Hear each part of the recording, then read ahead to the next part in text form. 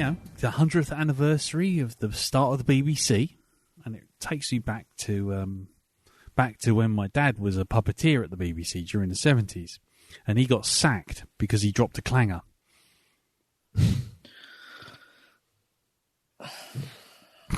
God's sake! And while we're talking about like current events, let's talk about Kwasi Kwarteng. Apparently, he's having trouble getting a seat on a plane because no one wants him near business nor economy. Oh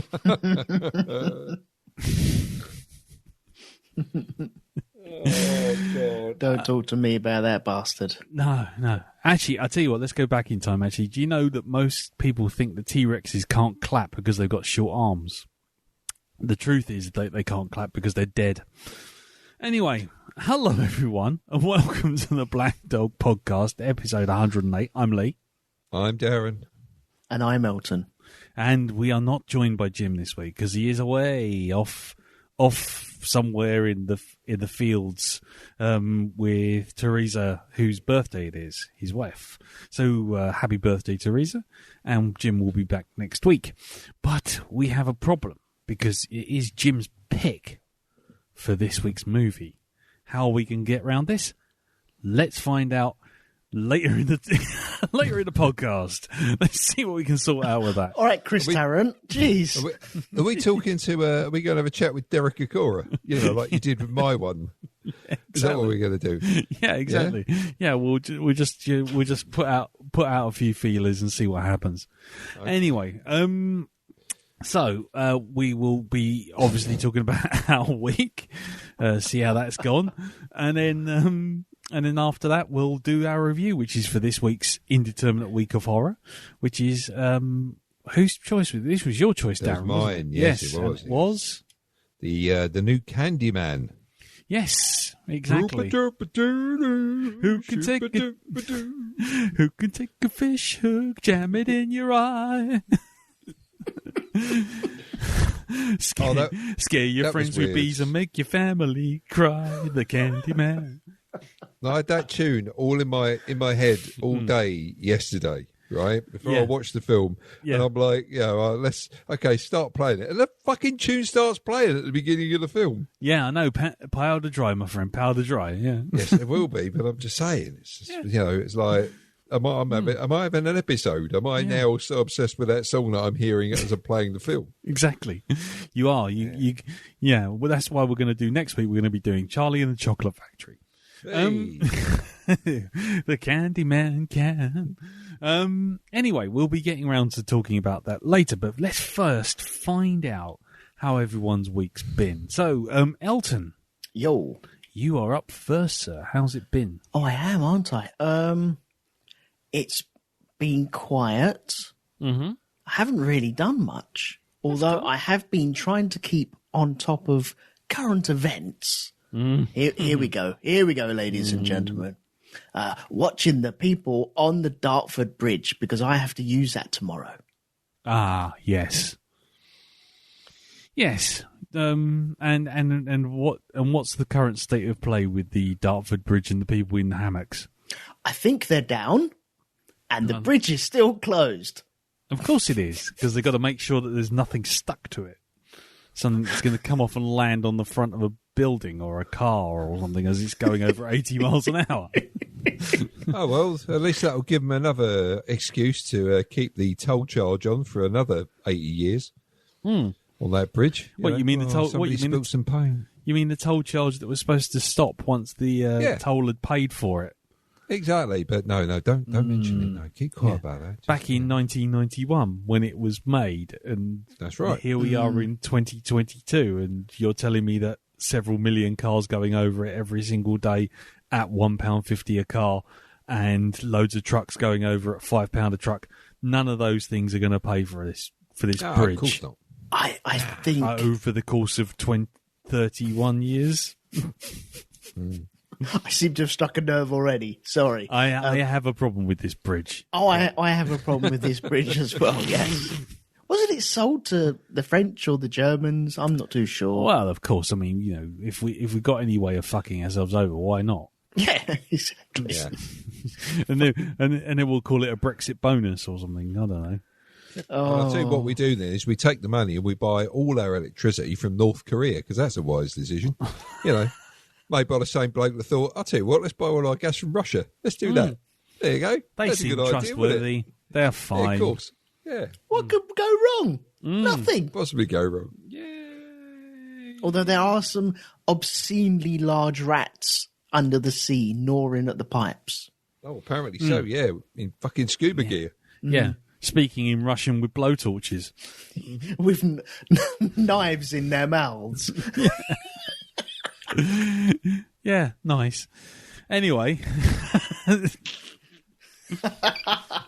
How have we gone from two idiots hanging in a hammock above a bridge to Nord Stream 2 exploding? I have no idea, but we've done it, ladies and gentlemen. We've done it. We made the leap. It's both entertaining and informative. We should be on the BBC. We should be. Jeremy Paxman, I fucking shit him. There we go. Yes. Okay. That was back in the 70s, though, wasn't it? That's the bad old days in the BBC. Woo. Anyway. Yes. Anyway. And what else have I've been keeping up to date with the politics going on, but enough of that from me, because I have a show to do on that very soon. Yes. Yeah. Yes. Oh, that's going to be dangerous. Yes. That's going to be dangerous. Yeah. Yeah. Fuck all this balance lark with the BBC. Fuck it all. Just burn the thing to the... No, wait. Stop it. Yes. Let's all calm down. Seize the means of production. Right on, brothers. Yeah, go on. But apart from that, I've been thinking of what I've been doing. It's really quiet. We had one of Amanda's friends up this weekend to celebrate her birthday. And Amanda's birthday or your friend's birthday? No, Amanda's birthday. Right. Yep. On Friday. Happy birthday, Amanda. I'm sure she listens to this every week. Yeah, I'm sure she does as well. Yeah, definitely. Almost certainly. Yes, without a doubt. I'm trying to think. No, that is it. That is it. Really, really dull. No, that's cool. Dull. Dull it rained is good. the Dull other is day.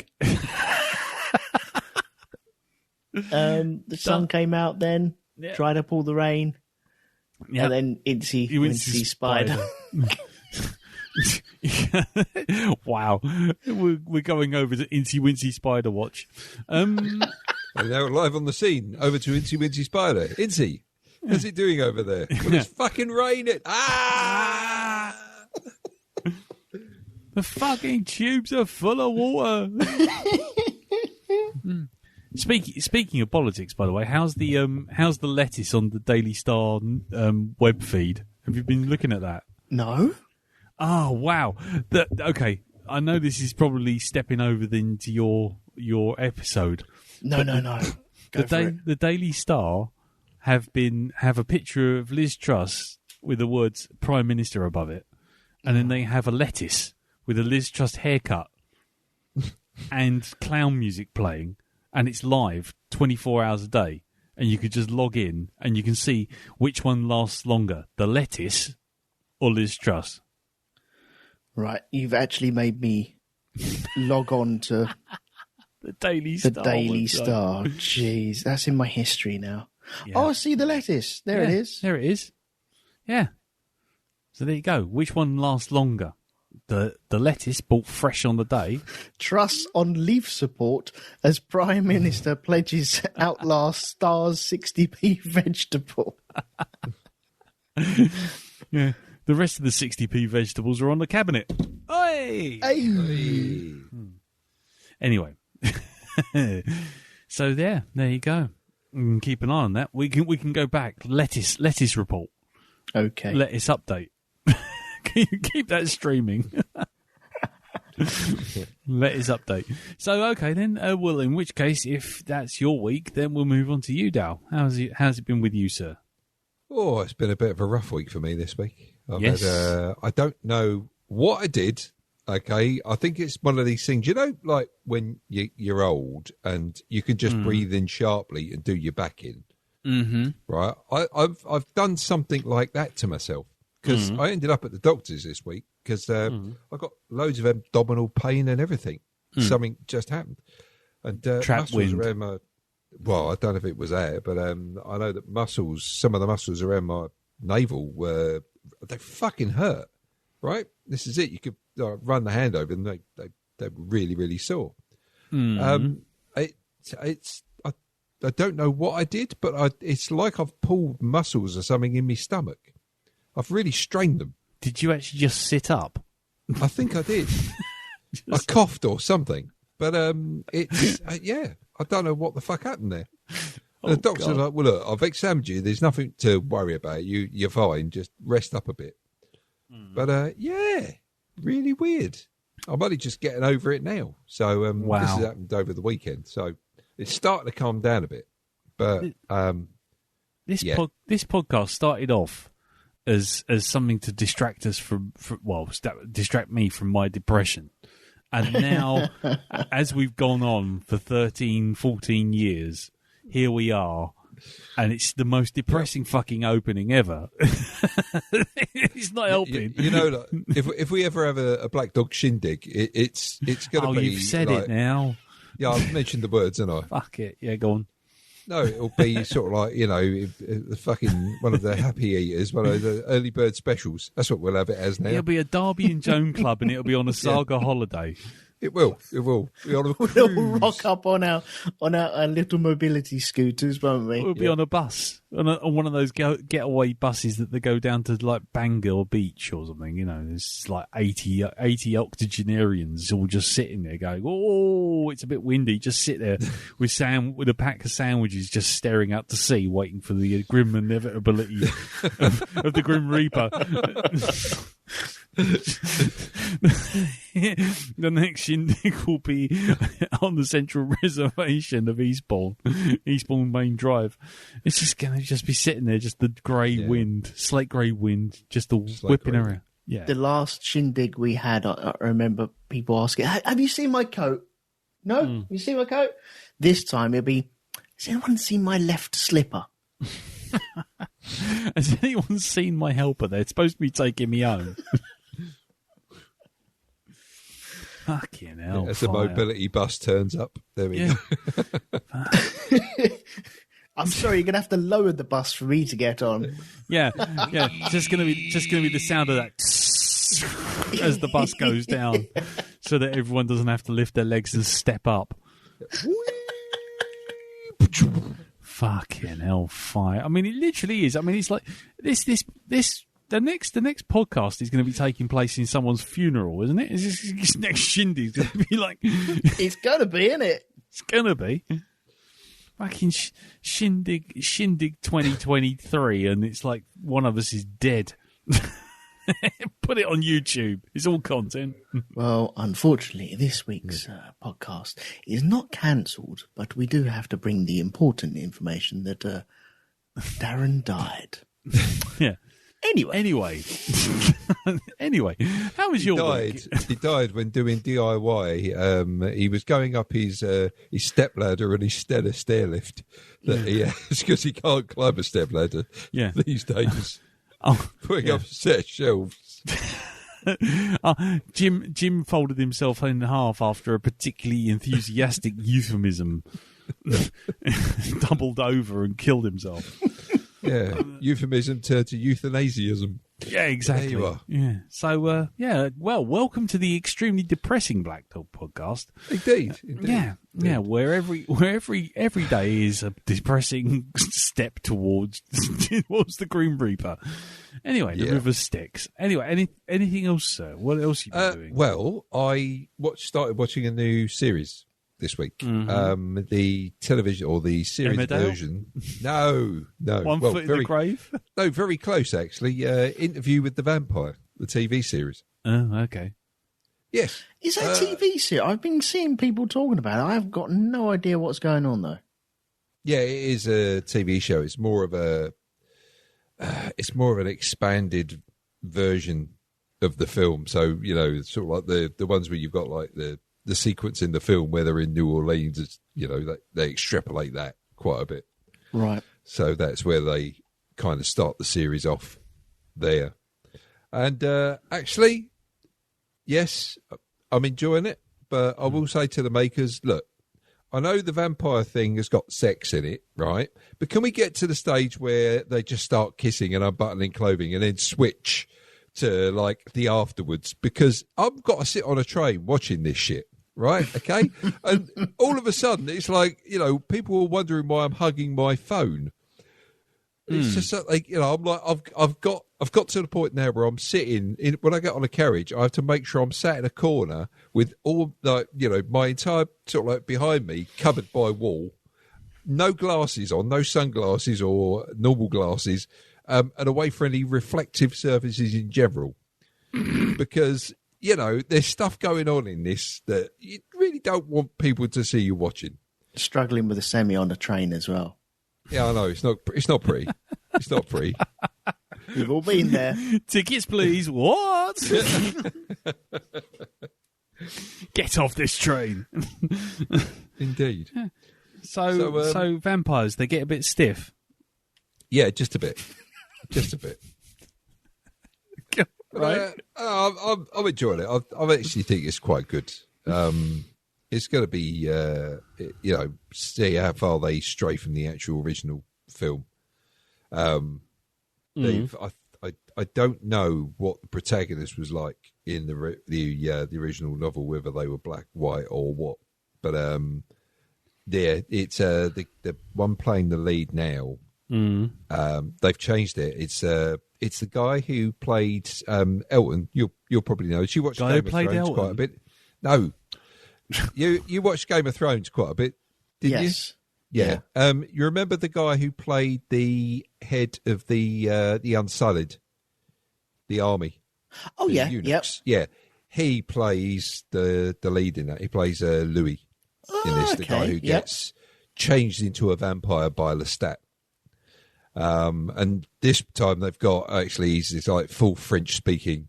He's not Tom Cruise with a mouthful of broken teeth now. Yeah, well, he's talking like this. Hello, my name is Lestat. Yes, I'm Esther Ransom. Nice. Or Janet Street Porter.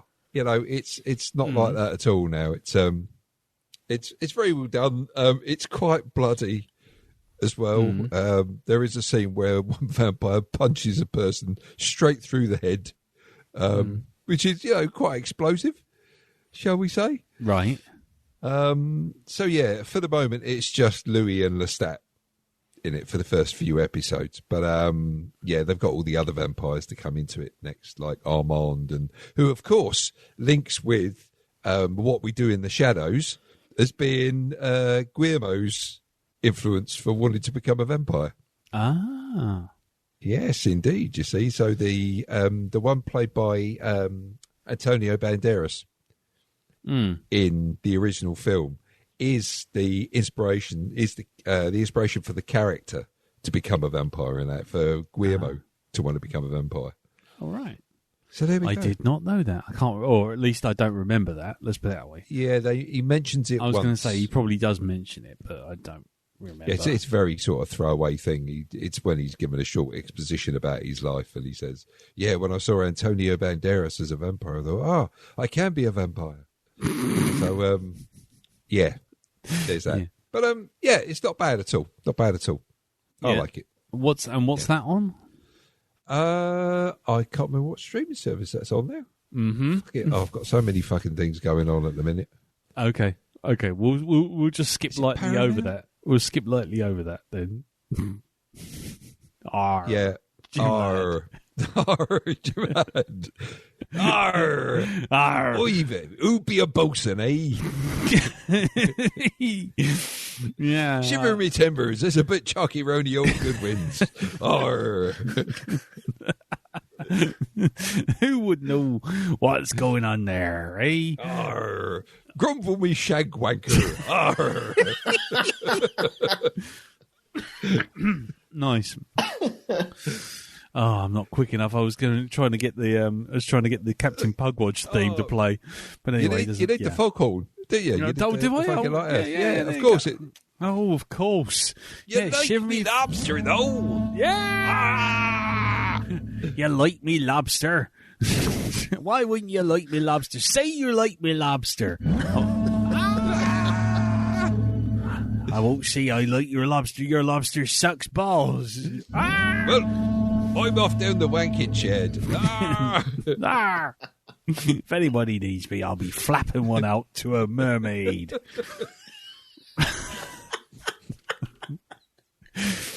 Never has a film influenced the podcast quite so much as that one. Oh, God. I still love that toy advert they did in the lighthouse. Oh, yeah. Comes complete with wanking shed. Yeah. You likes me wanking shed. Anyway. Right. All right. Anything else, sir? No, that's about it. It's been a really sort of like, boring week, really. That's fine. I think it's only going to get more boring given that we're all about to run out of money, heat and light. So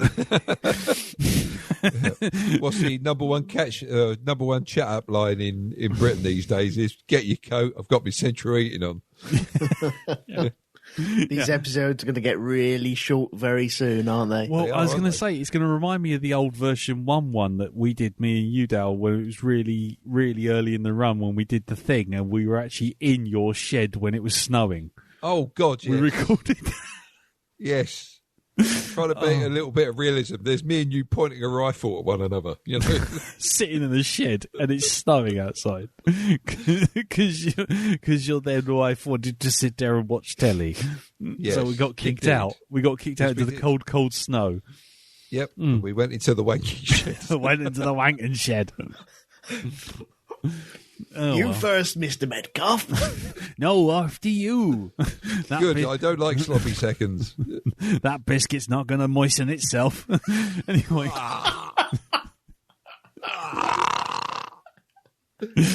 Oh, dear. Oh, well, there you go. See, the sense of Jim's gone, see, so all the senses left the room. It has, yes. Right.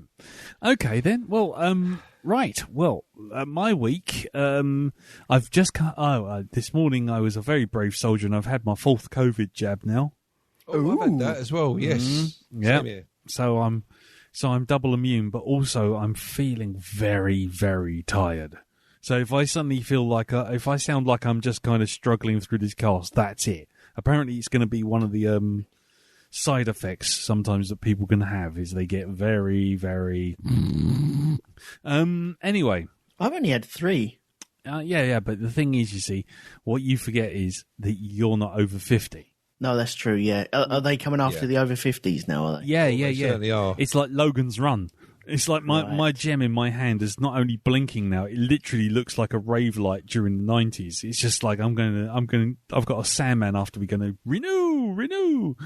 I'm going to just get shot and die thrown into a processing vat. So there's that. On Sunday, I went to Discover Dogs, which was like a little dog show thing, which was great. You've just reminded me of something. Oh, yes. Go on in. Yeah. Darren, I got a bone to pick with you. Uh-oh. Uh-oh. Go on in. I do? That fucking dog thing. This is dog-related, yes. Oh, God. On the very day I came back from that poxy thing, yes. So, yeah, sorry about that. If nobody knows what I'm on about, Darren put a lovely little thing of someone giving their dog the best last day of its life, which is a beautiful little thing. Yeah. Really lovely. Lots of little misery photos. Fucking porn, that was. Yeah, it is, yeah. But it was really nice. And I was scrolling through it and, this is so lovely. What a nice thing to do. Pampering your dog. Oh, isn't that beautiful? And then you get to the last photo and you're like, you cunt. You cunt. Oh, yes. Yeah. Excuse me, vet, who just did the injection for the dog. Could you just hold the camera and take a photo of me hugging my dog as it slips into the next life. You miserable And I was scrolling being. through it going, oh, this is really nice. And I saw that I was not prepared for that moment. No, I wasn't either.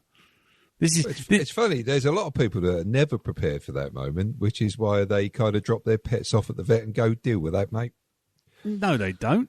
Yeah, they fucking do. There are people who do that. Well, They're like, no, I can't be doing this. I can't be doing this. You don't know. I don't know many. I don't know. Nor do I. I wouldn't do that. I wouldn't. I'd be there all the way. So Right. what was the point of it then? To raise awareness of people leaving dogs to die? No, it was just a lovely little thing. This is what this person had done for their dog, which they cared for. That Up was it. until the last photo. Yeah. Thanks, Darren. Yeah. I was not prepared for that moment. No. I kind of knew it was coming. It was heading in a direction that we all kind of knew. But I was not emotionally prepared to have tears just streaming down my face. Yes. Blubbering away, making Yeah. noises. You fucker. This is the cutting the cake in the middle thing all over again, isn't it? Absolute shit weasel. I'm amazed that you're equating the cutting of a cake to a dog being taken to the vet on its final journey to the Rainbow Bridge. Yes. Yes, you know. I am. I am doing exactly that. You It know would be a why? rainbow bridge. They see in black and white. Yeah, it'd be pointless. Okay, the flashing black and white bridge then. Yeah. The strobe light bridge to the 50 afterlife. Shades of Grey bridge. No, that's entirely different Oh, this thing. is going down a very dark path now. Yeah. Well, this has all gone horribly wrong again. Oh, I'm sorry, Darren. Did I put a picture of a dead dog on Facebook? Oh, no, I didn't. No, that's right. But was it dead or was it in the process of dying? No, it was Who dying. took that photo? Who Yeah. took it? Who took the photo? And secondly, Well, I didn't. what's the difference? What's the difference between taking a photo of a dead or dying dog? How is either one better? I'm so glad. I'm so glad that you took the photograph of the dog while it was still breathing its last. Yeah, it was still alive, but taking a picture of a dead dog, that's just crossing the line, that's isn't it? crossing a line. But taking a photo of it as its last fucking heartbeat slips away into the ether, and the fucking Grim Reaper takes it off for a wander. It's just like, no. At least I didn't compare it to cutting a cake. Both are emotional strains upon my life. I don't care how you equate it. I equate the two things. I go, that is against my moral code in both instances. I'm just like, no, absolutely not. The dying dog, absolutely get fucked with that. Dog dying is sadness. It's sadness personified. It's sadness. So It's why sad. post it? What did you expect everyone to do? Oh, high five, Dal. Well done. You've cheered our fucking Sunday evening up. It's like, what? Whoa, plot twist. Wow. Everyone does. Oh, only joking. He didn't die, really. We just popping a cork. Hey, I was waiting to hit the bottom one and go, oh wow, look at that. There you go. He recovered. Yeah. He's cured. He got better. There he is, licking his balls. Yeah. He will live forever. He will live forever. Immortal dog. Yes. But no. Next week it's okay, and off to the taxidermy he goes. Yeah. Where they remove all of his internal organs Yeah. and put wire mesh up his ass and then sew him together and shape him in a way that will bring back memories for the family. And Oh, by shit. the way, One of his eyes has fallen out. Can we use a glass human eye? Oh, shit. by the way, could you flatten his back so I can use him as a coffee table? Well, we've got no eyes, but I've got a bag of marbles here. Would you have one of those? Can't have them, they're cat's eyes. Yeah. Isn't it lovely? Isn't it lovely the way they've given him a McDonald's Happy Meal so that he can eat that and be the happiest he is. Oh look, he's just died and there's now shitting himself all over the floor a Happy Meal. Yay! Then the person who took that photo got up and cut a square out the middle of a 15-foot cake. God. What's next? You're going to take a photograph of the mortuary? Yeah, I am actually.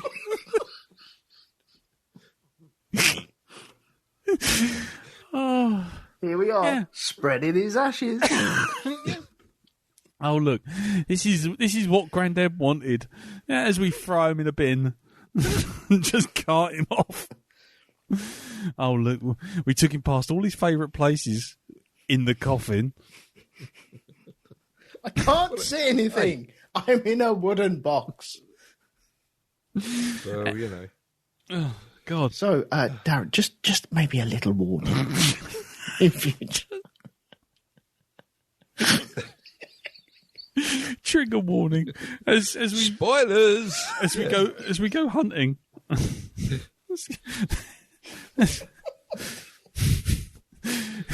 And today we're on the farm as we take Bessie out for the foot and mouth shot in the forehead.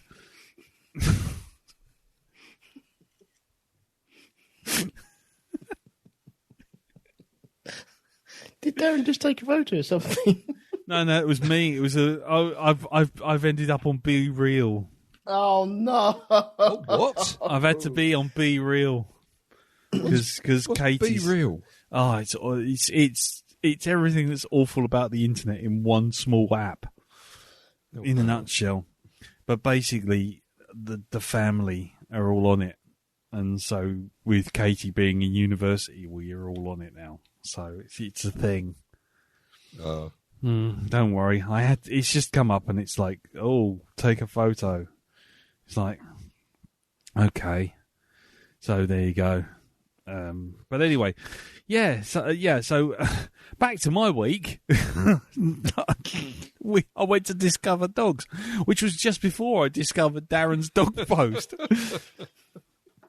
So that was good. Yes, but we saw lovely dogs, all alive, I hasten to add.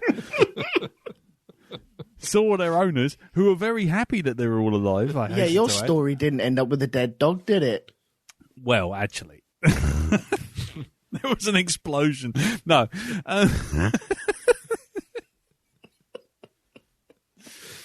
But that's been about it. I really haven't done an awful lot because I've been my work emotionally crippled by reading the post about a dog going for its last day. Yeah, pretty much. Right. Pretty much. Sitting there fucking watching dogs die while shitting out of McDonald's. It's great. Yeah, great fun. There's a vision. There is a vision. So I can't even remember what I did now. No, I can't remember nothing now. I've completely gone blank. I've completely drawn a blank. I'll remember everything. I can't remember nothing now. Anyway, yes, I went to discover dogs, met loads of nice dogs, and then ate a chicken sandwich, which basically upset my stomach because it wasn't properly cooked. So thanks very much, rotisserie chicken at the Excel Centre, you bastards. Oh dear. Yes, yeah. Took a full evening and early morning to be purged of said chicken sandwich. Let's not go any further with that. But just suffice to say, I was not keen, and the rotisserie chicken clearly hadn't rotisseried enough. That's all I'm going to say. So there you go. Anyway, we'll leave it there. I think we've covered all the bases: politics, death, aging, death, dogs, death. I think it's all good. If anybody else has got anything to add, but I think we'll draw a veil over it now, and then we'll come back We'll come back and we'll review a film with more death in it. Candyman. Roll a jingle.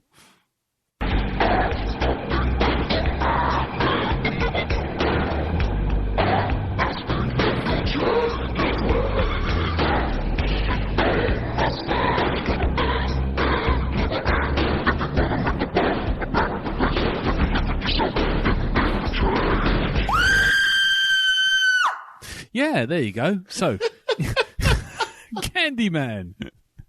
What the fuck? It was the man in the mirror. Man in the mirror, yeah. Oh, was it? Oh, right, okay. Wonderful.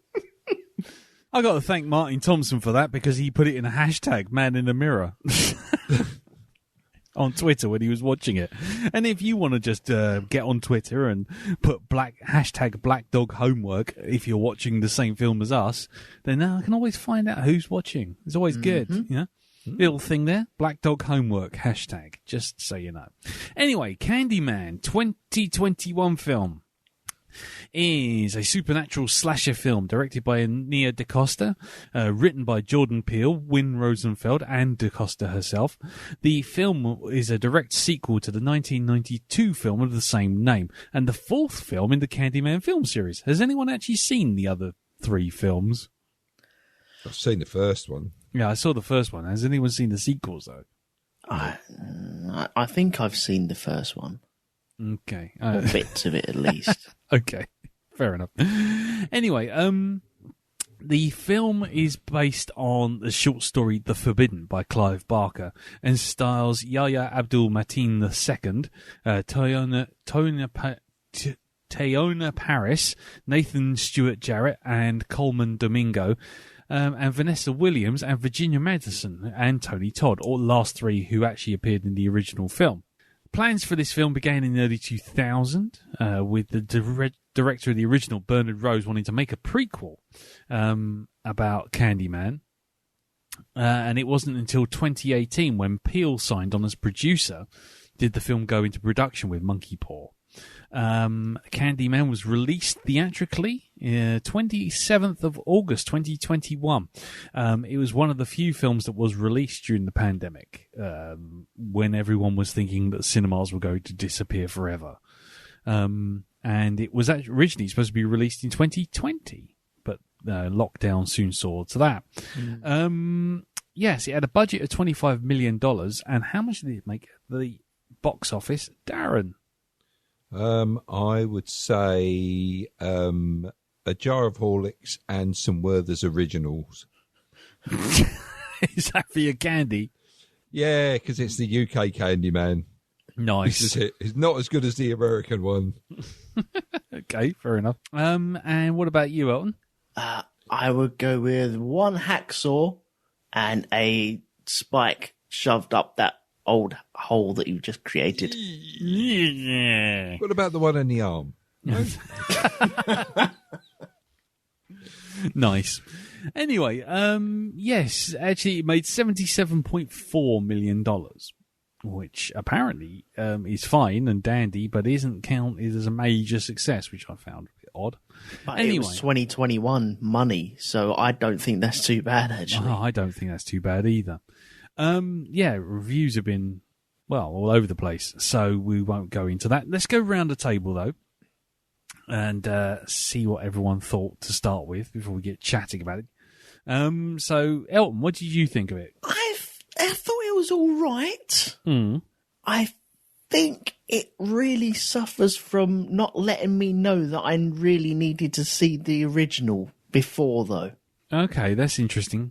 There was something missing all the way through, and I think I was expecting a massive slasher, where this really isn't. This is like the prelude towards the next film, which is going to be a massive slasher.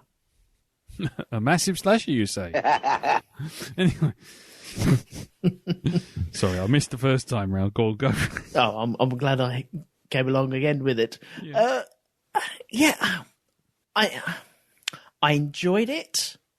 It wasn't the scarefest I was hoping for, and definitely wasn't the film I was expecting. Okay. For me, I think I enjoyed it.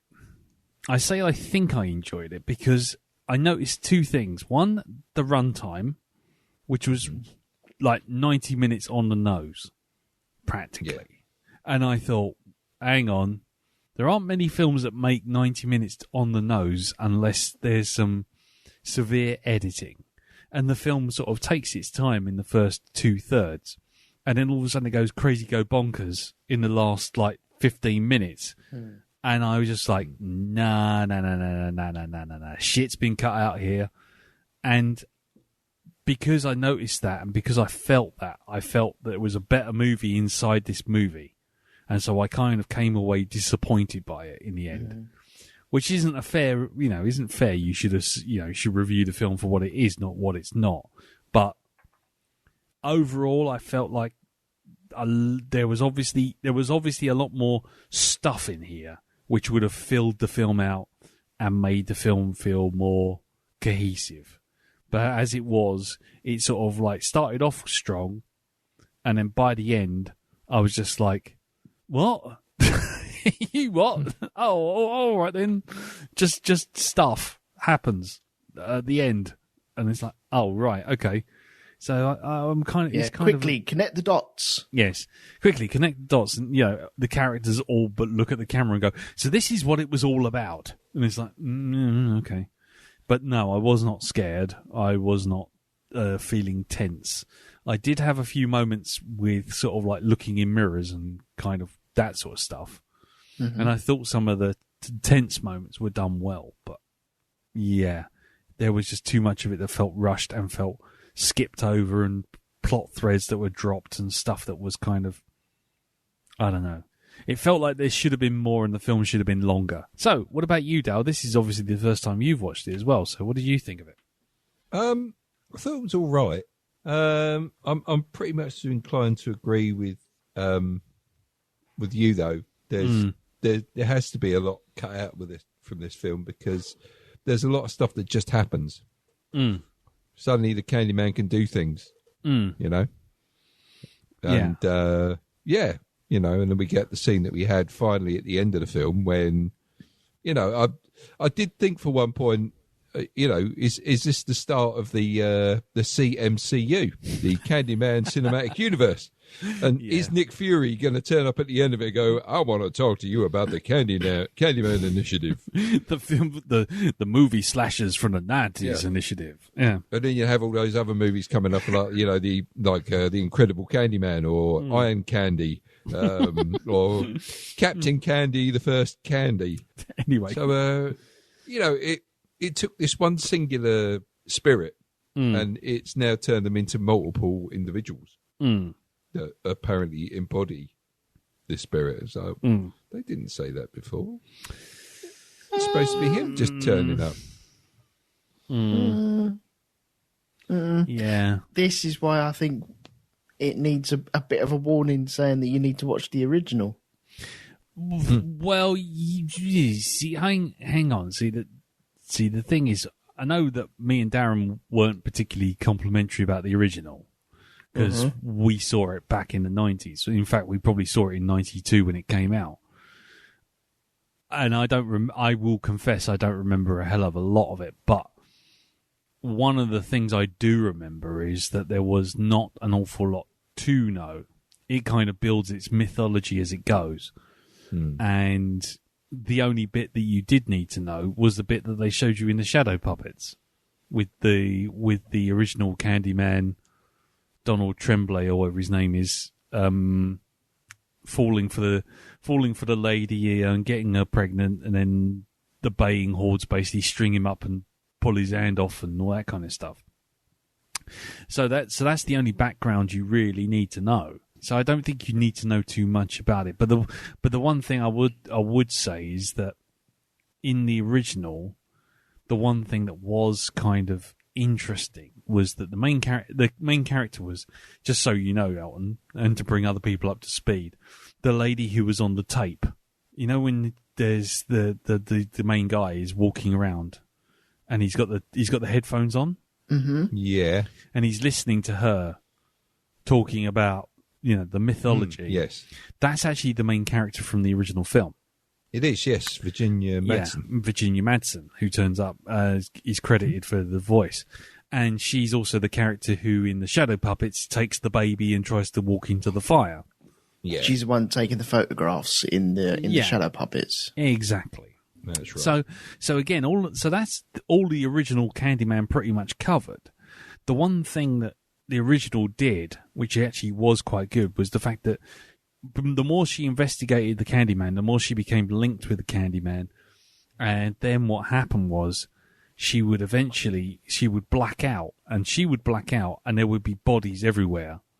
And the implication was that she couldn't tell whether or not it was her becoming obsessed with this legend doing it and having basically a psychotic break, or whether or not it was really some demonic spirit of a wronged sort of Victorian artist, or a late Victorian artist, and so there was this kind of ambiguity of whether or not it was actually her, or whether or not there was really a Candyman, or what.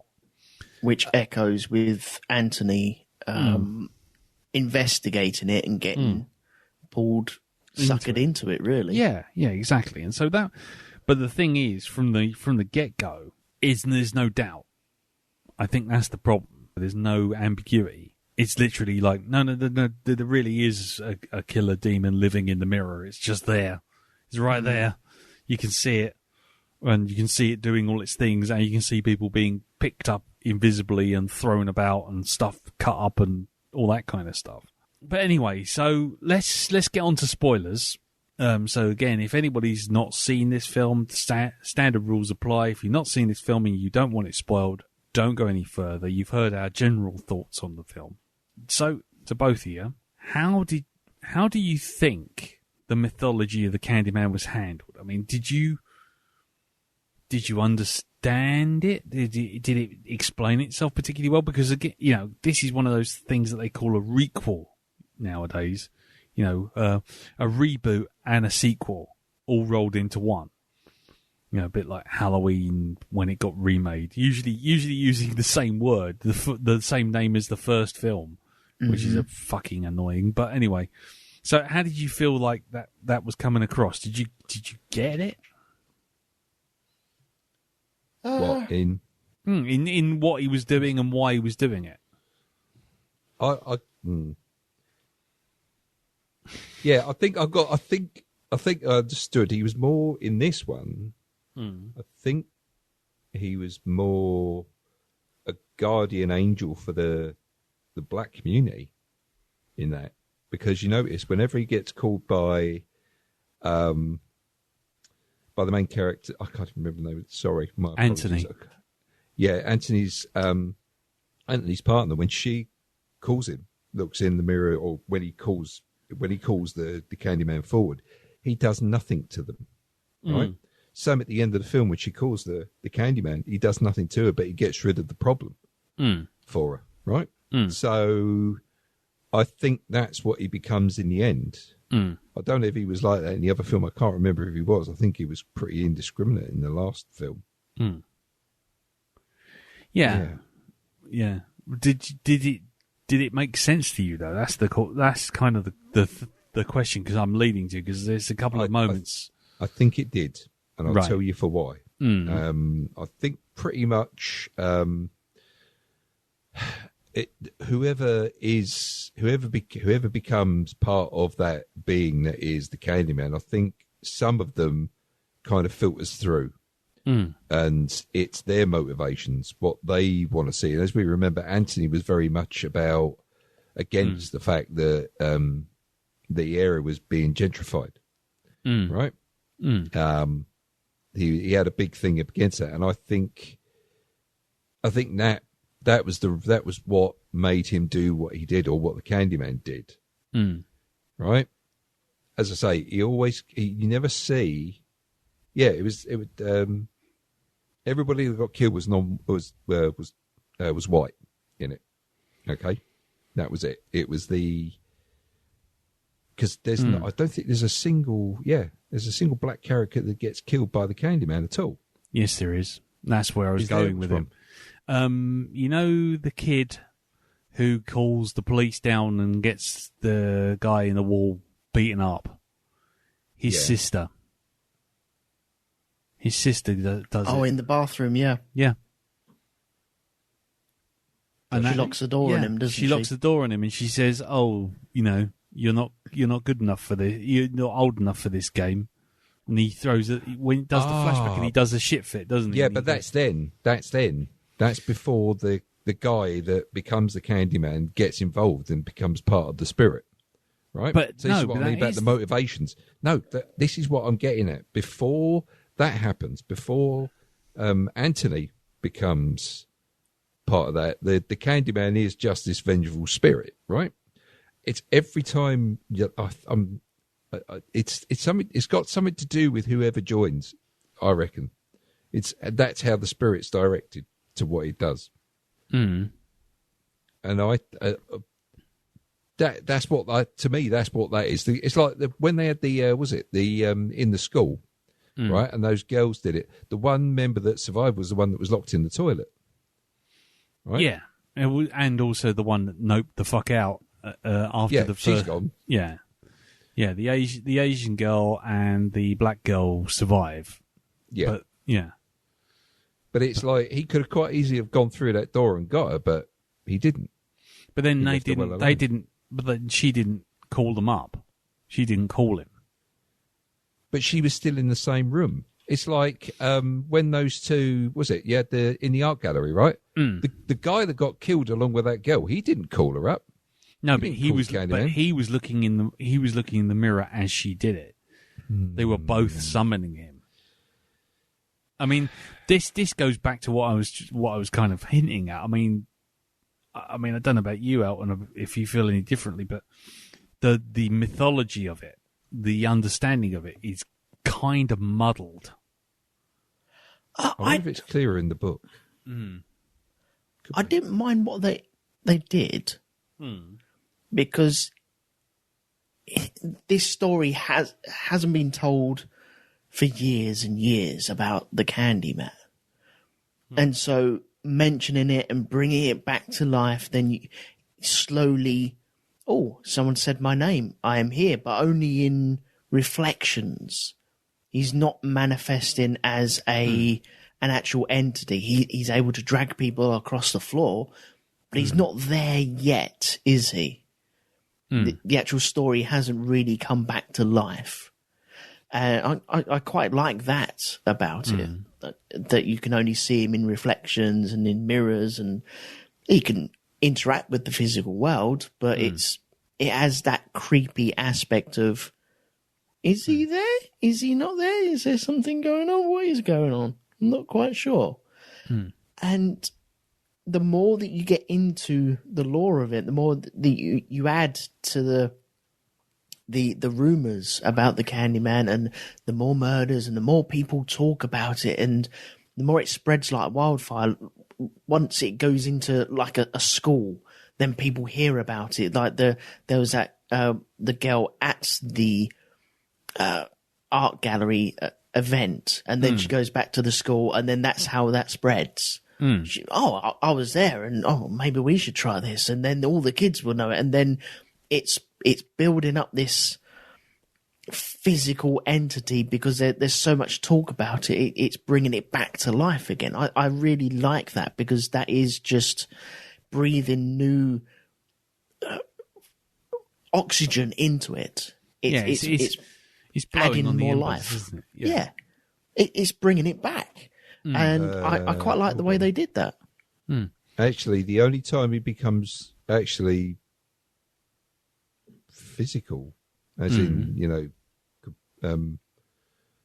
is it corporeal or non-corporeal? They say when he becomes solid. Corporeal is when Anton has actually Acorporeal is with no instruments. Acorporeal. Yeah, it's when that's the Baron Knights, isn't it? Yeah. No one would listen to the Smurfs in prison. No, sorry. Go back to my old Baron Knights listening days. Yeah, go on, carry on. The Candyman only became like, present without the mirror when Antoine died and took on the full embodiment. So it's the spirit has always been there, but it was waiting for a physical form, which is something to, I think, as much to do with the baby that was going to be sacrificed. Which is him. He was the baby. Yeah, he was. So he still fulfilled the purpose that the Candyman originally intended for him, which was to be a vessel. In the end, a physical vessel, and that's why the what was it what's her name? Virginia Madsen character was trying to get rid of the baby in the first place. Because that was kind of the plan, I suspect. But again, I haven't seen it for so long. I have no idea. No, wait a minute. No, because the woman said that actually what Virginia Madsen did was she saved the baby, not tried to kill it. And then burnt herself. Yeah, and it burnt herself. Because I remember that. Yeah, because I remember that image of her with all the hair gone, basically, and her just this flaming human. Yeah. So Virginia Madsen actually stopped the baby from being sacrificed to be, to complete the whole physical entity thing. Yeah. Okay. Well, I mean, the reason I was saying about the whole confusion thing was because firstly there was the thing with the sister, and as we've already established, the Candyman manifests himself based on the person who was last wronged, or at least that's the impression I got. So our local weirdo handing out candies to kids gets brutally murdered by the police, and he's now the Candyman, which means that when the sister gets murdered in the bathroom, that's him doing it. And that's where the muddle comes from. That's where the muddle comes from, because up until that point, the film is presenting Candyman himself or itself as a sort of spirit of vengeance, sort of like basically is Ghost Rider for the projects. Do you know what I mean? Yeah. He's kind of like, entitled white person, you shall die. And that's it. You've got your privilege and you've got your veneer of invulnerability, so you will be punished. And that was kind of it. And I guess that comes around to the next question, which is probably the trickiest one to deal with, which is kind of like, how did you feel about that? And I'm not saying in sort of like, oh, no, we can't have white privilege, and oh, no, we can't have this. I'm just like, I suppose the best way you can put it is the messaging was strong and upfront. Very much so. Whereas in, say, like the first one, and again, I'm only speaking from what I recall, but I thought the whole message of the first one was kind of like taken from a different perspective of kind of like, oh no, we shouldn't go into those more deprived areas. There's black people there, the white person worrying kind of thing. No, it was more that kind of perspective. No, I don't necessarily agree with it. I'm just saying that's what it was. Right. And so, how did you feel about that? Because on the one hand, I get it. You've got this kind of spirit of vengeance. The people in that little sort of estate being wronged in every conceivable way, and so having this spirit basically speak up for them or do things that they couldn't do was obviously the whole point of it. But we've seen stories like that before, but this one kind of felt a bit more sort of like, I don't even want to say laying it on thick, because it was the whole point of the fucking story, but it just felt like it was kind of constantly beating you over the head with it. Rather than letting you find out the subtext, or rather than letting you read into it, it was constantly going, gentrification, bosh, bosh, bosh. White people are bad type thing. And that's cool. If that's the message and that's how it's being delivered, then, who am I to say that that's the wrong way to do it? But in the many ways, I'm sort of thinking, yeah, okay, I'm sure there are. I'm sure that's the main theme. But you can. I go back to Garth Marenghi. There are writers who think that you should write subtext, but they're cowards. It's just text, and it's just right there, and it's just like, really? Do you not think you can just lay this out in a way that's not essentially just putting a big neon sign above everything and go, look. Well, there were two major moments in the movie where cops just steamed in on people and just shot without question. Yes. And then it was just dealt with later on. It was like, do you know what? Who gives a shit? And those individual scenes, fine, absolutely, because that's kind of the key point of the Candyman, isn't he? He's been wronged. Yeah. I get that. I'm talking more about the sort of like, everyone's standing in like $200 million fucking apartments and going to art fairs and all this kind of thing. Yeah. And so they must be destroyed. You know what I mean? The Valley High girls in the school, they must be destroyed. And it's like, okay, really? And it's fine if that's the message. Fine, go for it. But I don't think the message was about the girls because they're white they must be killed. I think it was more that they were meddling with something. They are carrying on the Candyman thing. And that you summon it, then you have to deal with that. That is your prerogative. I think that's where that was coming from. But I think you have a situation where they're saying that people like the white people are coming along and building up the skyscrapers and trashing, making a lot of money out of all the old projects that were there before, knocking them all down and making money out of it and moving along, and then not worrying about that situation. And who's to say they're wrong? No, I'm not. That is exactly what's going on, isn't it? Yeah. And it is that fight against that. It's planting the flag and saying, look, this is wrong. And that's fine. And I totally agree with that. I'm not knocking that at all.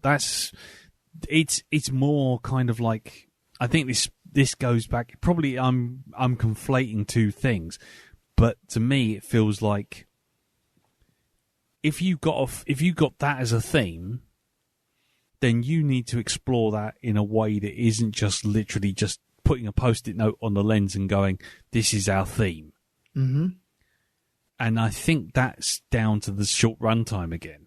I think if you could build that up, show us that the town, that the local projects are running down.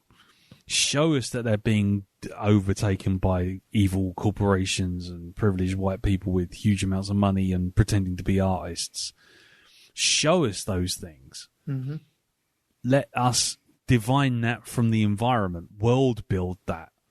But they don't. What happens is they just have people standing in really expensive apartments going, oh, yes, well, we've destroyed this, the projects. But you know what? Look at their art. Well, you do have that in the representation of the art dealer. You know, the lady that was going around and looking at it. And it wasn't good enough for her at that moment. She was looking at his artwork. Anthony's like the medicine cabinet type artwork. Yeah. And she was really derogatory towards him. No, not that. It's a bit crap, really, isn't it? It's not very good. And then all of a sudden, once it gets a bit popular and there's a bit of mystique about it after people are killed around it, then it's like, oh, I'm interested in your artwork. This is interesting. Forget about what I was saying before. And I think the problem is she is incorporating all the badness of all the white people there. How do you feel about it, Dale? Because I've got a thought on that, but I don't want to just steam in and say more. It's man, it is a difficult one. I can see what you mean about the heavy-handedness, that it's kind of drilled home. I really can. And in a certain way, I think you're right on that one. I think maybe, look, we've laid the thing out. This is it. You know, we're going to give you, the audience, enough credit to remember what we've said and to know that this is what it's about. But it is kind of, I mean, I have to wonder whether if Jordan Peele had done this film completely, if it had been, you know, like he does on a lot of his films he's done recently, whether that would have been the case. I think it's, you know, did he write this one? He did write this one, but he co-wrote this one. He co-wrote. Yeah, I think it probably would have been handled slightly differently. I mean, it would have been him. Yeah, I mean, again, like I say, I think I'm conflating part of the problem with the run time, that they've just got no time to just get these messages to appear organically. Yeah. So they just go, right, okay, we've just got to say them. But to go back to your bit about the art critic, you know, and the fact that she likes the artwork, that was more of a subtle indictment on critics and the art world than the rest of the film about the projects and the way things are run down, because all that was saying was like, you know, art's not worth the paper it's printed on until someone sort of turns around and goes, oh, well, you know, someone's died. Oh, it's notoriety. I want to pretend that I liked it all along. You know, put it in another context. It's like reading fucking Q magazine back in the day when they, you know, the only bands you could like had white labels and only played like a 10-second set in a fucking basement in Sheen on a Thursday. You know what I mean? You know, it's that kind of elitism. And it's the shallow, how shallow the whole thing is. Yeah. You know, the critics themselves, how something major has to happen to make the artwork good. And it's like the artwork itself hasn't changed. No. It's the story behind it, though, isn't it? Yeah. Exactly. And that, in less than like 10 minutes, managed to basically eviscerate the entire art world in one scene. And it did absolutely blinding job. You know, it's like that privilege. It's like, you know, he didn't really, you know, he wasn't really on her radar, you know, the implications of racism and kind of dismissal because of where he comes from and what, you know, he's not of the right class and all this kind of stuff. All of it got slammed in there, and it was like, right, lovely, I'm down with that. But then it's like, well, then if you're going to do that, apply that subtlety to everything else. Yeah. You know, okay, you can have, police coming in and causing grief and, you know, being racist and just shoot first, ask questions later. You know, one bloke's down in the basement, but like 30 people cram into that room to give him a kick in. It's like, yeah, absolutely. Totally get that. You know, you're commenting on a social thing that kind of people have been dealing with for years. Absolutely, totally down.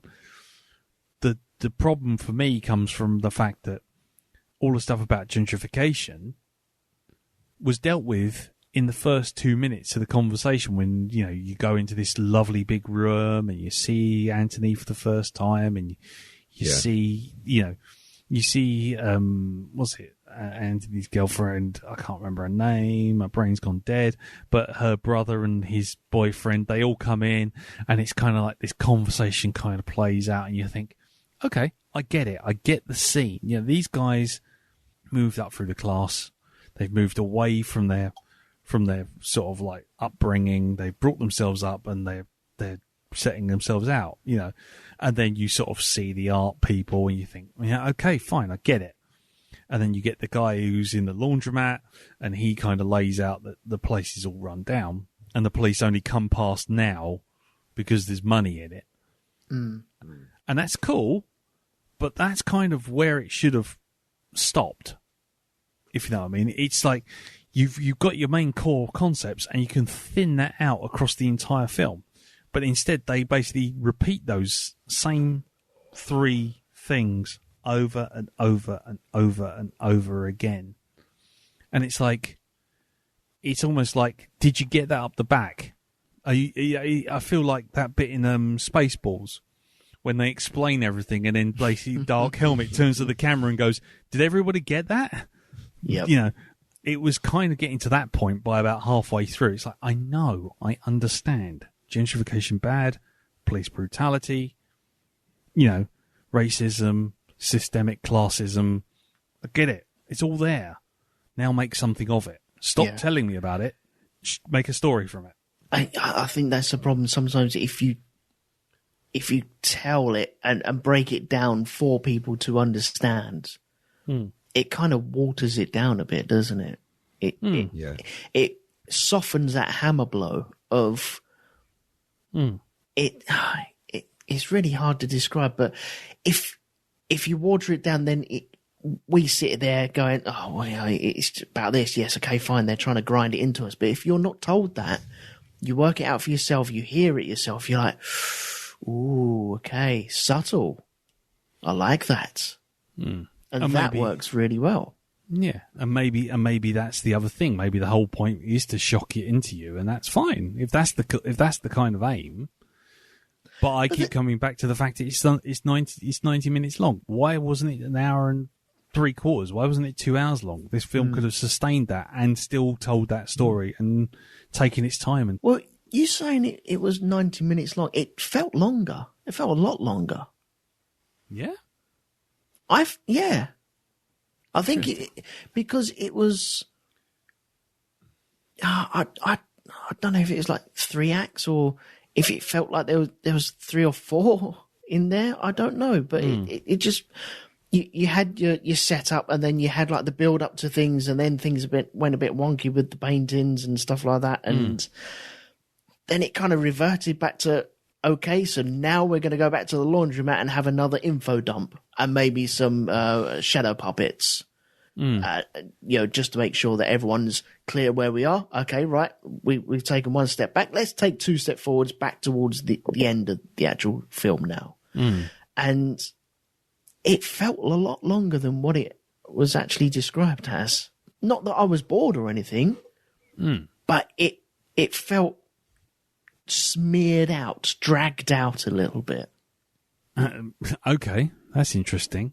How did you feel about it, Dal? With the runtime and whatnot? I thought it was okay. I didn't really mind the runtime.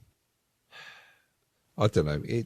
You can, if you just look, you can see that there's stuff that's missing from that story.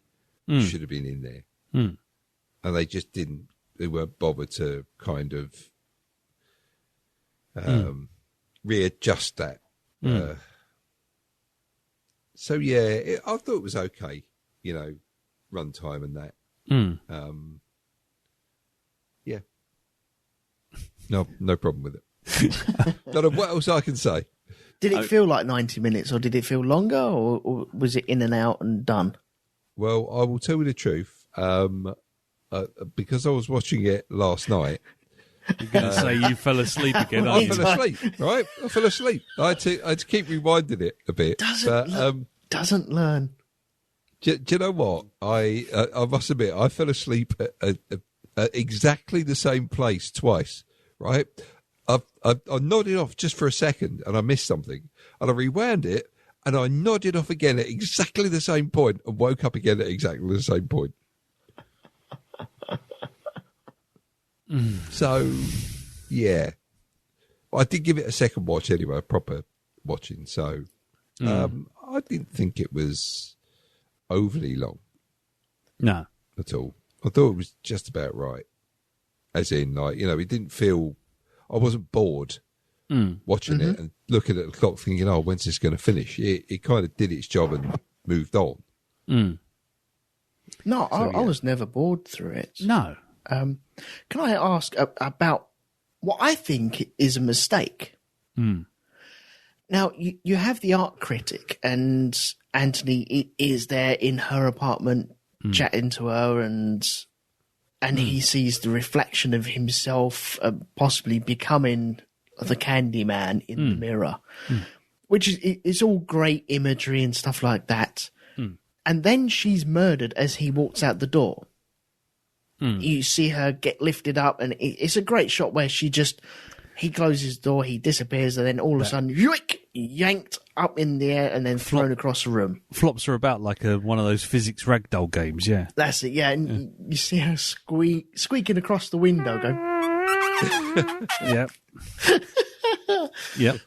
She didn't summon him, did she? No. Oh, there's a suggestion that she did. Yeah. It's a suggestion, but as we know in films, Unless if you don't you see a dead body, then the person's not dead. If they didn't summon it in front of you, then they didn't summon it. Well, the implication is there because what happens is he confronts her and says, you know, to really understand my art, you have to say the name in a mirror and really connect with it. Which is obviously the Candyman going through him, spreading the message. Mm-hmm. Because that's the other thing I was kind of a little unsure about. It was kind of like almost like a virus.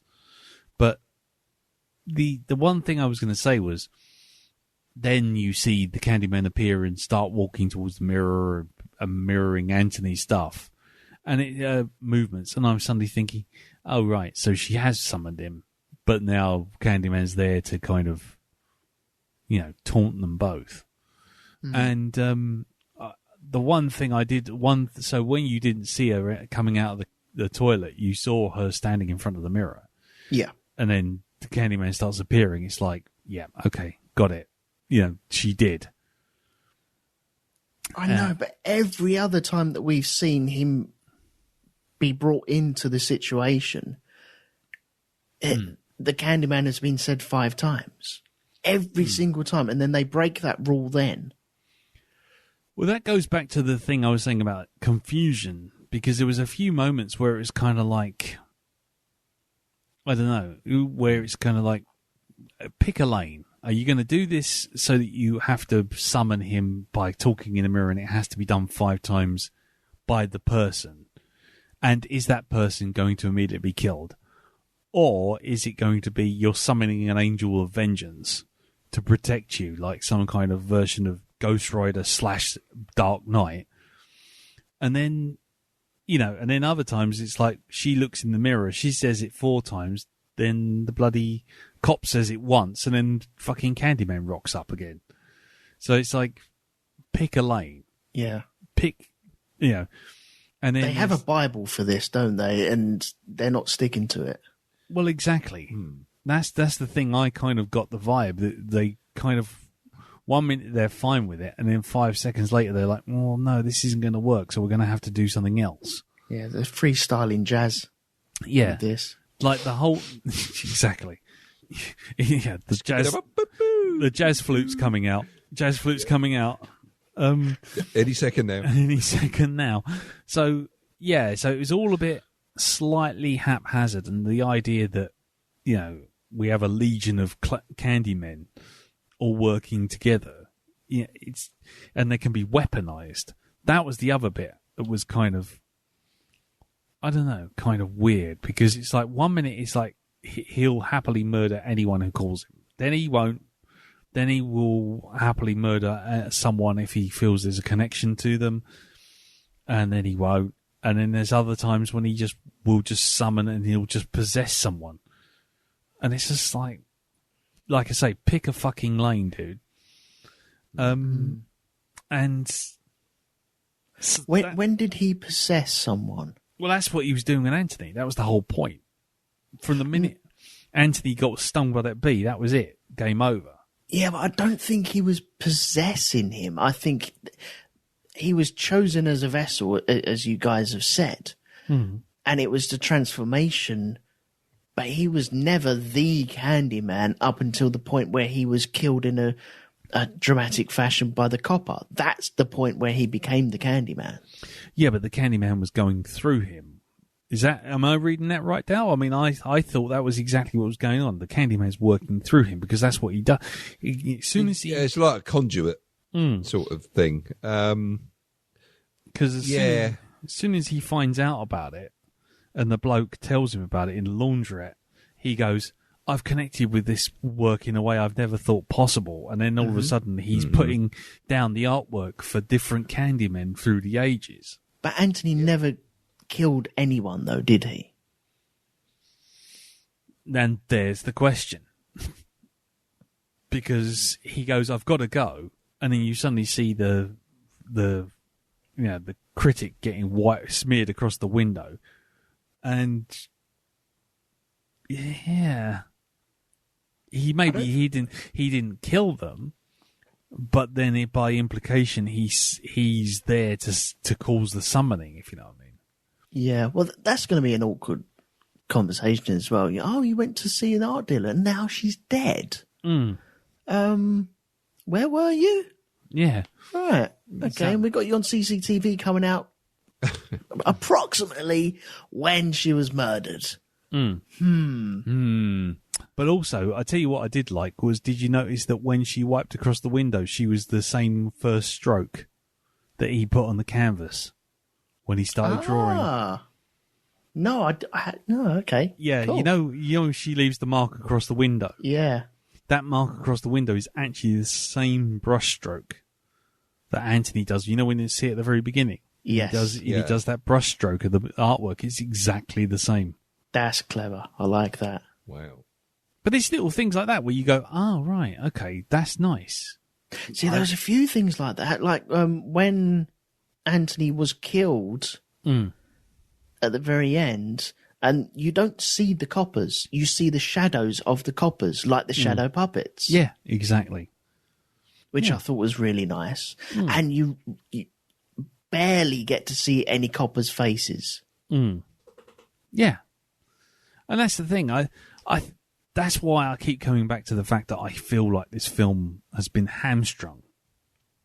That it's been cut down to an in and out 90 minutes, get it in the theatres, do as many screenings as we can, get as much money as we can out, because that finale, the Crazy Go Bonkers finale, just makes zero sense. And I actually, maybe I'm being unfair. Not zero sense, but certainly it would make more sense if we had a bit more of a build-up to it. Because we never get an implication that the police know what they're expecting. We get, they just walk straight in, they kill him, and it's like, okay. And then they arrest her. It's like, why? And, I understand, cops racist, cops bad. I get it. But it's like it almost feels like there should have been somewhere in the middle of all of that. There should have been her discovering him or him being implicated in the death of the critic and going on the run. She hasn't seen him for so long, and the police following her. Do you know what I mean? There was a sort of connective tissue bit that was missing that would have made that whole thing feel a lot more smooth. That made the cops suspect him, made the cops suspect her. Well, they kind of rushed it with the guy from the laundry place making that phone call. That was like a quick, well, hang on, we've cut an hour out of this movie. How do we get back to that place? I know, make him make a phone call in a panics thing, and there's going to be a murder. And they kind of covered over it with that, didn't they? Exactly. He just goes kind of, help me, and then that's it, and then hangs up. And it's like, but 5 minutes ago you were telling us that the cops never come by and never attend to anything because they don't like the place and they feel it's like, not worth their time because there's no money in it. It's just, so that's what I'm saying. That's why I'm saying it kind of, there's a lot of stuff where you kind of just keep going, okay. Also brought out my phobia. Fear of holes. Sorry? Triphobia, is it? Your fear of holes? Too many jokes. I don't have a fear of holes, but I get a bit creeped out when you see pictures of like lots of holes on things. Oh, really?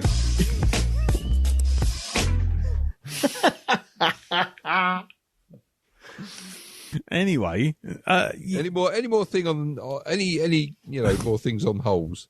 No, Elton? No. No. Sure. Okay. Yeah. Anyway. He just turned into a big crumpet, didn't he? Jesus Christ. Oh, your terminology. Are we seriously using phrasing anymore? No one else, just me. I don't know. No, I was going to say, let's go to something a bit more straightforward. How do we feel about the acting? Do we like the actors? Do we like that kind of, like them? Because I thought I liked Yahya. He was very good as the main character. Uh-huh. I thought he was good. He's a whole obsession thing, the crazy artist thing. Loved all that. I thought that was really cool. I thought everyone across the board was good, and they deserved a better film. I thought they were all very good as well. Do you know what I loved? Oh shit! When Anton is in the he first comes across that building he walks into. He's got all the graffiti on the walls. It's his reaction to noticing something passes the window. It's a very sort of honest, fair sort of, I'm not a tough guy, really. Yep. Sort of stance. It was like, yeah. Yeah, I'm walking very quickly up the stairs. I'm going calmly, but I'm not going here. What was it? Was it like a leap or something he does? Yeah, he does that kind of... He brings up his legs up to the side of him or something. Yeah. That's a very, very honest. Yeah. I'm not a tough guy. No. Reaction to something like that. And his girlfriend, was it Brianna? When she was looking around the laundromat, went to that door, opened it up, and it went downstairs. Yeah. And she went, nope. Yep. Closed the door. Like, well done. Yep. You've learnt. Nah, that's it. And I guess that's the other thing, isn't it? Is that there was some good acting, good script work on those kind of moments, and then it, like I say, then it just decided, nope, we've got to have this whole thing end. Let's bring out the crazy laundrette man for no discernible reason. I think the problem with the movie sometimes is you have lots of time frames. And it's flicking between time frames, flicking between characters in different time frames, and then using all the shadow puppets as well to explain and try and fill in things. And some films do it really, really well where you can just follow along. But then I think there was a couple of times, especially when, wasn't a boy went into a room and found his dad dangling out of the window, and then he saw him jump? Well, see, no, that's actually a flashback to oh god, I got to remember her name again. Jesus Christ! Oh, that was back to was that the? Oh, see, that's the was that the mother? No, it wasn't. No, it wasn't. It was Brianna. It was Brianna's father. Oh, that's it. Yeah, and that goes back to what I was saying, that there's obviously a whole chunk of the movie, because and they kind of try and throw it out there with one of the critics at the table, saying that you have a thing for basically self-destructive artists. Essentially, is what it was, wasn't it? To paraphrase, and it's like kind of trying to draw a parallel between what's happening to Anthony and what happened to her father. Right. Yeah. And it tries to draw that parallel, and it's like, okay, that's great, but you're not doing it right. You know what I mean? You're kind of just doing it as a one-off and a one-moment flash, and you blink and you miss it sort of scene. And it's like, no, there's clearly a whole heap of stuff which relates to her, the death of her father being an artist, her father being a disturbed artist by the feel of it, her brother acknowledging that she's still got the paintings in a shed or something, or in the house. And then obviously she's now shacked up with Anthony, who's also a artist with some, shall we say, issues. And there's all that stuff, interplay stuff that was all just waiting to be in the film, and it just kind of just disappeared. It wasn't there. Yeah. And that was kind of the bit that was that's why I kept blinking. It was like, did I just fall asleep and miss everything? And it's like, no, it's all been cut out. Do you reckon there was some head honcho looking at this going, but isn't Candyman supposed to be a slasher movie? Make more slasher movies. Yeah, exactly. But then by making him a pure slasher, it's like, right, fine, okay, you go back to the original film pretty much, about, fear of the unknown, fear of, white people being scared of black people kind of thing. And it's like, right, okay, fine. If that's what you want to play with, go do that message, go do it. But then what they do is they go, right, okay, he's, people just treat the Candyman as a slasher. But then in this one minute he's a slasher, next minute he's an avenging angel. It's like, eh? And then it's like, well, okay, he's an avenging angel, right, fine. In which case, why did he kill little Sherman's sister in a bathroom? Because she called him. Yeah, but if that's then in which case, if he goes off on, because it's like having the whole vampire thing. It's like vampires have got rules. You can't invite them into your house. Sorry, if you invite them into your house, you're done for. They can't cross water.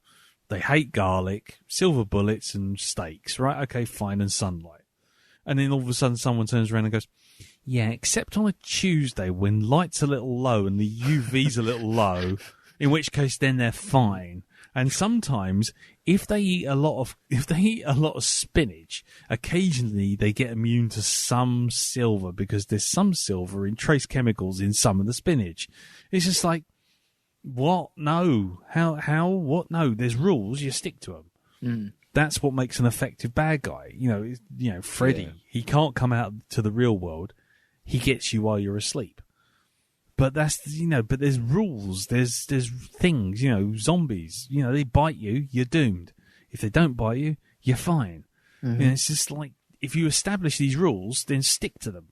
Don't just suddenly go, and now it can come out of the mirror and kill everyone. Okay, right, fine. If that's the case, then why isn't he killing, Brianna, and why is he not killing Anthony? And then it's like, okay, right, fine. Well, then why isn't he killing Troy and his boyfriend?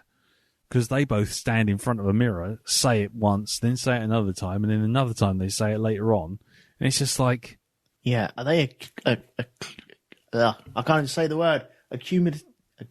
Yeah, is it a cumulative thing? That's it. And then it's like, oh well, no, all you need to have done is been said 5 times in the proximity of a mirror, because like Brianna says it 4 times and the cop says it once, and it's like, fucking just pick a rule and stick to it. You know what I mean? I thought it was very impressive when he was actually, the Candyman was there at the very end of the movie around the cop car.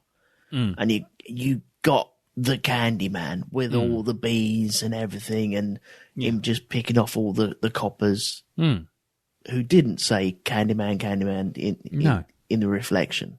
No. But he just decided to kill all of them. Oh, yeah.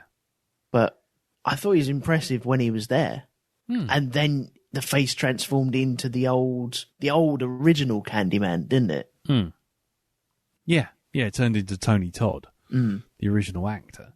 Yeah, and that's what I'm saying. It's like, I mean, there was lots to be impressed by it. There was lots of stuff about, like, the fact that the Candyman was, of a way of dealing with the fact that shit happens to, black people in this project. It's like, okay, right, fine. So he's an urban myth that makes them feel better about themselves, and then it's like, that the Candyman's going to come and avenge them. It's like, okay, fine, cool. I think that's really cool. But then 10 minutes later, it's like, no, everyone knows he's actually real.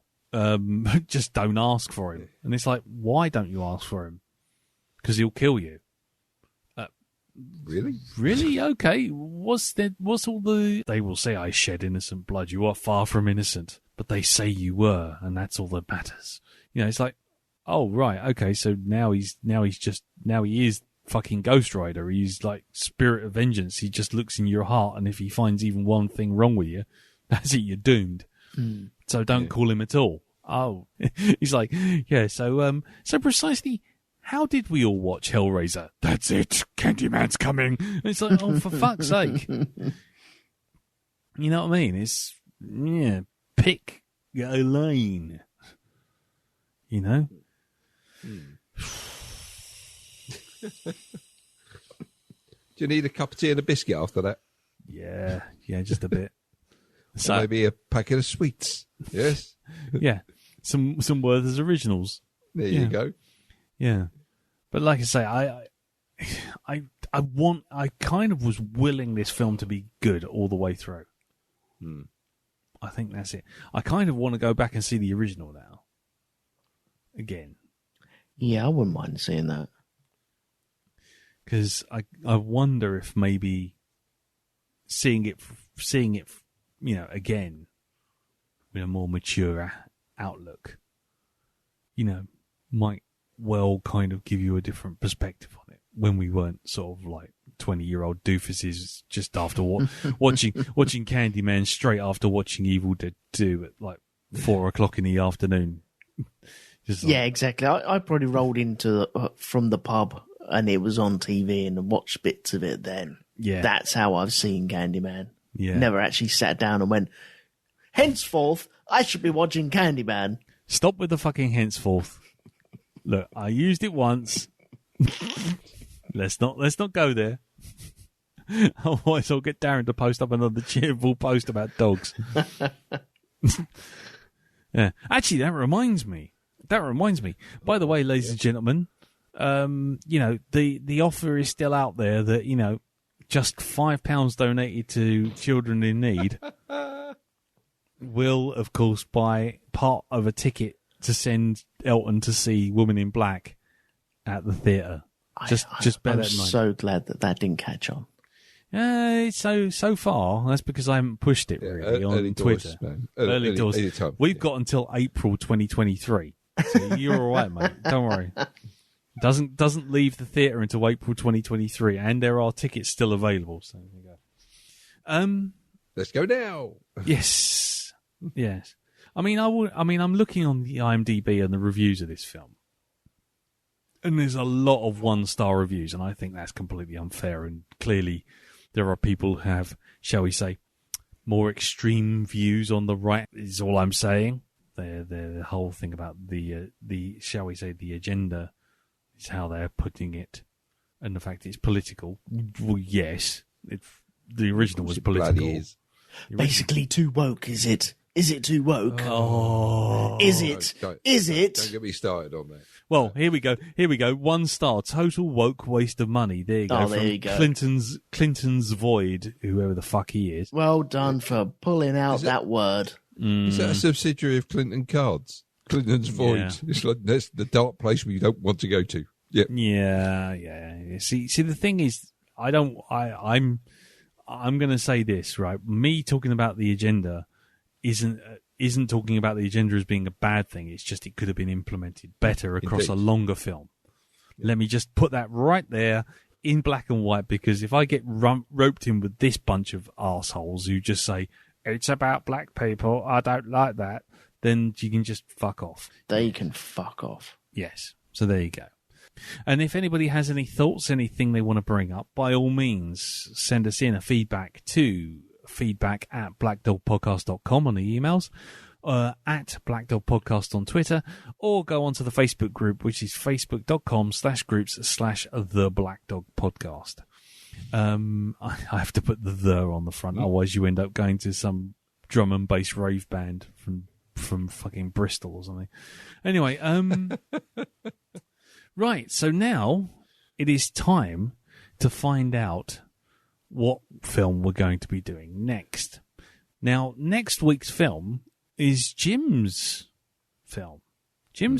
And Jim is obviously not here, because he would have probably pulled us up on a number of things by now. Probably, yes. So he's clearly not here. But hang on, hark! What's that I hear?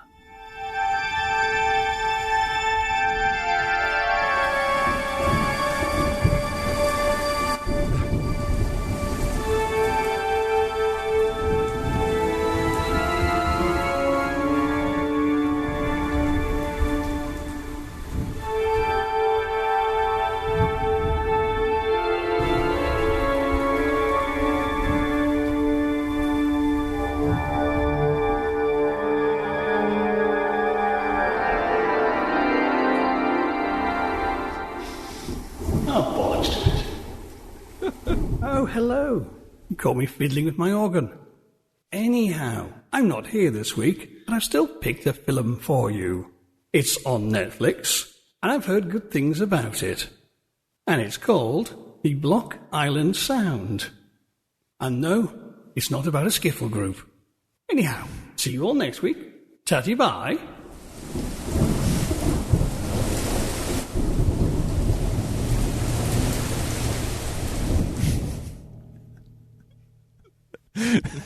And that was Jim. So it sounded like for a minute there he passed out on the keyboard.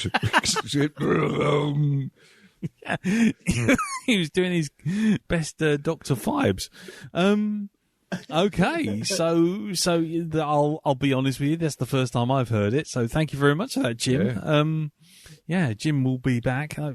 Reminds me of the old days when he used to be our last feedbacker of the evening. Oh yes, back in the day. Oh, when we used to have segments rather than just how old are we feeling today. Yes, Block Island Sound. He's just picked. Hold on a sec. Block. Can you tell I've not? This is how unknown I is. Block Island Sound. Block Island Sound is a 2020 movie, an hour and 37 minutes long. Ooh. So there you go. It's an American science fiction horror thriller film, apparently. So I'm going to ask Jim. Sorry, not Jim has picked this. Jim's picked this, but Darren, have you seen this film? Darren? Hello? Yeah. I've never seen this film before, no. Never seen this film before, okay. No. So I was just looking for screenshots and stuff. Oh, right, okay, fine. Sorry, I was lost in the moment there. You were lost in the moment, lost in music. Lost in music. Caught in a trap. Yep. No, I've never seen this before. Okay. Never heard of it, no, actually. Me neither. No. Ooh. Right, okay. Well, there you go. Has this only just hit Netflix? Yeah, I think so. There's a picture of someone being rather upset. as best I can put it. Someone being very upset on a review page. Oh, God. Did it mention woke again or something like that? No, not that kind of upset. I mean, as in someone is slightly, utterly terrified. Okay. Yes, there's a picture of them being utterly terrified. I haven't seen this thing, but I'm looking at the directors and the writers, and I'm seeing my last name everywhere at the moment, which is a bit freaky. I was going to say, this is a family affair for you then. Hang on. Somebody called Michaela McManus. Yeah. Play somebody called Audrey. Kevin and Matthew McManus. And Michaela McManus. Yep. Right. Okay. Reviewed by Elton McManus. Yeah. That's right. So if the rest of the McManus clan would like us to give a really good review for this, our Patreon number... No, sorry. Oh, well. So there you go. So Block Island Sound. It's met with critical acclaim, apparently. 90% rating on Rotten Tomatoes with 30 reviews. Okay. And positive reviews. Open your mind. If you open your mind, Block Island Sound might just scare the hell out of you. Oh, God. Okay. Well, there you go. It's on Netflix. We've never heard of it before, and Jim's picked it. These are all good indicators that we might go out with a flourish on on the horror season. So cool.